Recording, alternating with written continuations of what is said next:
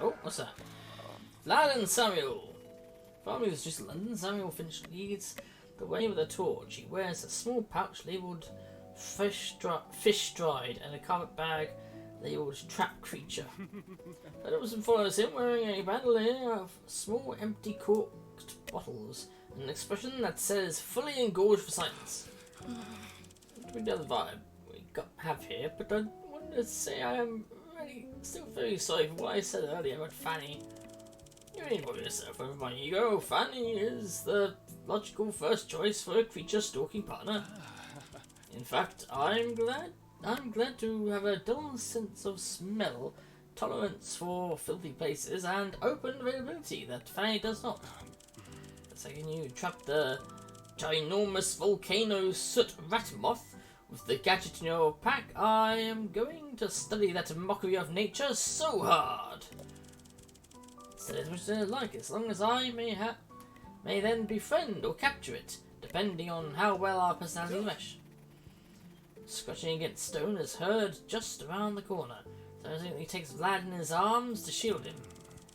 I know I'd love to be in a small spoon, but perhaps this is not quite the right setting. What sounds, my sweet?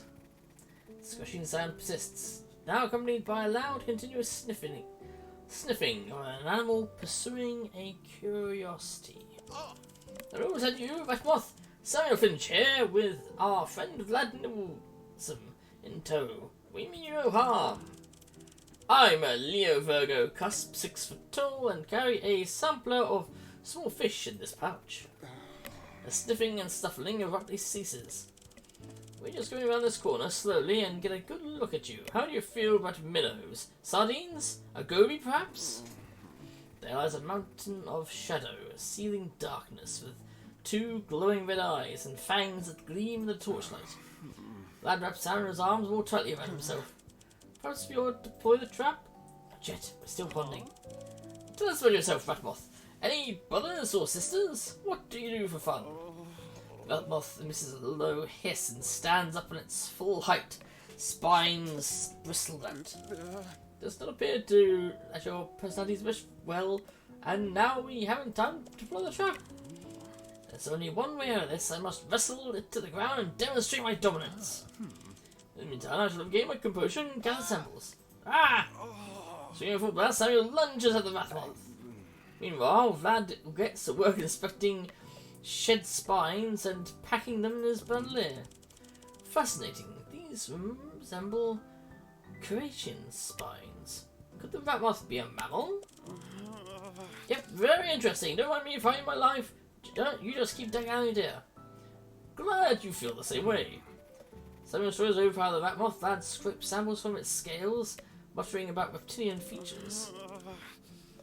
I'm so good over here, couldn't use a lick of help from you. I hear you loud and clear. I'll gather excretions from what appears to be its apocine sweat glands. And it holds his jaw, the rat mouth just inches from his face. Vlad dabs at the creature with cotton swabs. I'm fine, things are going very well. It is clear that I am holding it together over here. Say no more, Vladimir Instant Noodlesmith to the rescue. Vlad, having neither weapons nor experience in hand-to-hand combat, dithers briefly, weighing his options.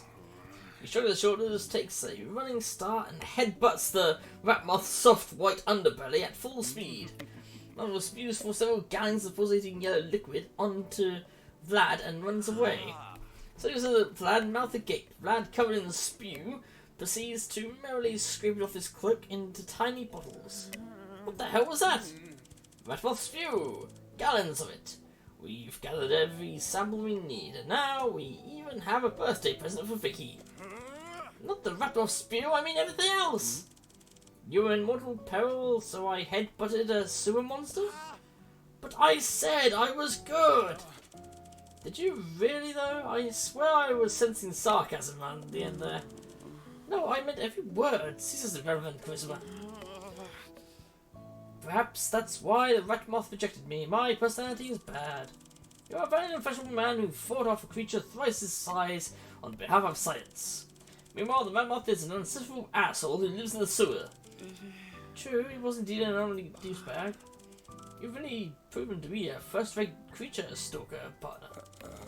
Well, it's 2 a.m. We're cutting rat moth spew and human excrement, and I only have so many tiny glass bottles. It has been a pleasure. I'd say I'm due for a nip of brandy to celebrate a job well done and a long steamy bath. I'd say you're quite right. Your tub or mine. Damn!